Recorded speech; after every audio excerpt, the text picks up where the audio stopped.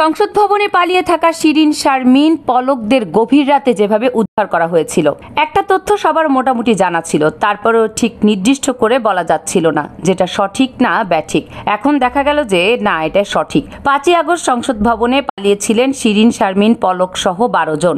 মানে তারা আর কোনো পালানোর রাস্তা পাচ্ছিলেন না, পরে তারা সংসদ ভবনেই পালিয়েছিলেন। এই 12 জন শিরিন শারমিন চৌধুরী, জুনায়েদ আহমেদ পলক সহ তারা পালায়েছিল, তাদের কিন্তু খুঁজে পায়নি কেউ। পাবলিক কিন্তু ঢুকেছিল সামনে গণভবনে তছনছ করার পর পাবলিক দলে দলে সংসদ ভবনে ঢুকেছে।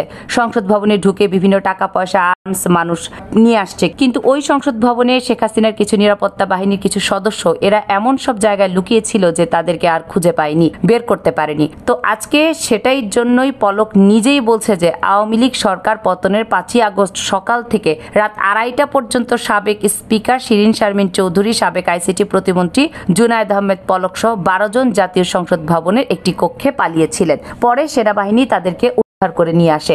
সেনাবাহিনী দেখেন ওই সময় ভূমিকা পালন করেছে।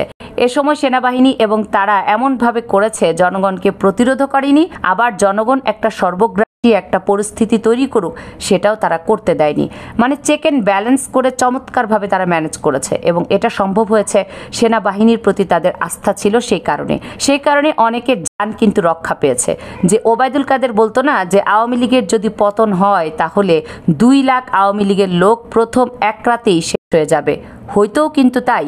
ডক্টর মোহাম্মদ ইউনূস মানে ক্ষমতায় আসবে এই ঘোষণা দেয়া এবং সেনাবাহিনীর দায়িত্ব নেওয়ার ফলে এটা নিয়ন্ত্রণে আছে। এই পট পরিবর্তনের ফলে কিছু ঘটনা ঘটেছে। এটা এত বড় একটা ঘটনা, এত ভয়ঙ্কর পরিস্থিতি হতেই পারতো, সেই তুলনায় কিন্তু কিছুই হয়নি। তো বুধবার ঢাকা মেট্রোপলিটন ম্যাজিস্ট্রেট আদালতে শুনানি চলাকালে পলক এই তথ্য জানায়। এটা এমন একটা ঘটনা, মানে কাহিনী, যেটা মানে অজানা কাহিনী। এরকম অনেক কাহিনী আস্তে আস্তে বেরোবে, এগুলির প্রতি মানুষের বেশ আগ্রহ আছে। কি ঘটেছিল তখন বা কি অবস্থায় ছিল শেখ হাসিনা পালানোর সময়টা, পুরো রহস্যটা, বা প্রতি সেকেন্ডে সেকেন্ডে কি ঘটেছিল, এগুলো জানার জন্য মানুষের বেশ আগ্রহ কিন্তু আছে। আর এরকম একটা ঘটনাই পলক নিজেই জানিয়েছেন আদালতে।